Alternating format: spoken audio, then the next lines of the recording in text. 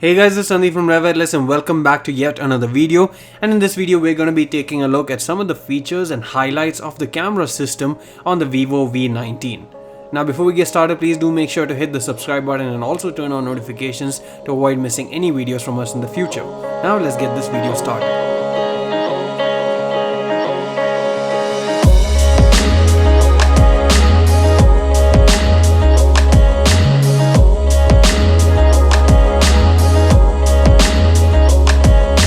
The Vivo V19 features a quad camera setup at the back, and the hero sensor here is the 48MP f1.79 primary camera, but you also get an 8MP f2.2 super wide angle camera as well as a 2MP macro sensor and 2MP depth sensor.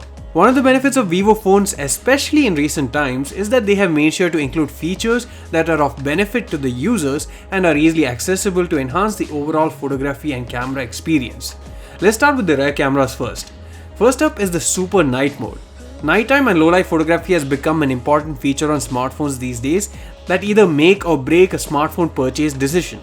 The iPhone SE, for example, despite costing Rs 42,500, doesn't have a night mode at all, and that results in poor low-light photography. The Vivo V19 does have a super night mode that performs well and gives you much better results than you would without it. There's much less visible noise, better sharpness and detail, as well as more accurate color reproduction with an overall well-exposed frame. Next up is a super wide angle camera, and I think this is perhaps my favorite feature on the V19, as a super wide angle camera gives a much wider field of view than the regular camera. This allows you to capture more dramatic looking shots that enhance the grandeur of the scene that you're shooting. Super macro mode is when you need to get really up close to the action, as the primary sensor does have its limits. While the primary sensor too can focus pretty up close, this goes that extra step ahead and gives you a very interesting perspective to your close-up shots, which when used creatively gives great results. Video recording goes up to 4K 30fps, and you can record 1080p 30fps videos with EIS, and they are very stable. But if you're a vlogger or someone who likes to do run and gun type of videos, you would definitely like to make use of the ultra stable video mode, which puts the EIS on overdrive and gets even more stable footage. Here's a comparison of both side by side so you understand the difference. We even shook the cameras up and down as well as side to side to show you how much more aggressive the stabilization is on the ultra stable mode. Another hidden gem in the video options is the art filter mode, which allows you to add a touch of artistic sense to your videos.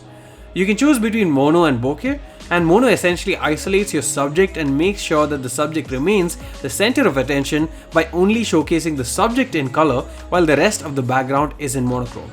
Bokeh also isolates your subject, but instead of playing with the saturation, you get a bokeh and blurred background just like you would with respect to portrait or bokeh photos.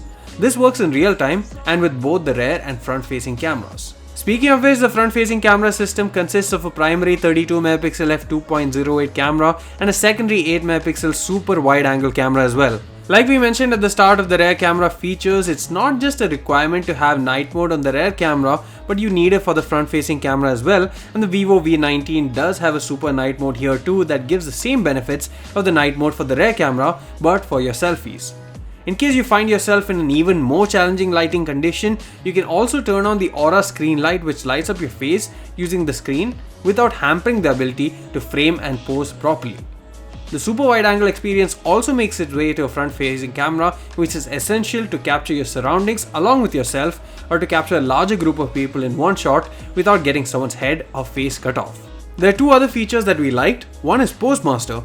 Call me boring, but 99% of my selfies all just involve me staring into a camera with a slight smile. My wife, on the other hand, enjoys being more free and expressive, and she likes the Postmaster feature, which suggests interesting poses that you can try out to spice up your selfie game.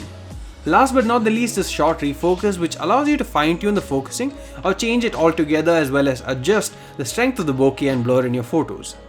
Overall, there's quite a feature-packed device for every photography occasion and opportunity that you may find yourself in. I do see a lot of influencers, celebs and socially active people use and prefer Vivo phones, and I can understand how these features help them get the best photos possible. Thanks for watching this video. Please don't forget to hit the subscribe button. See you again in the next one.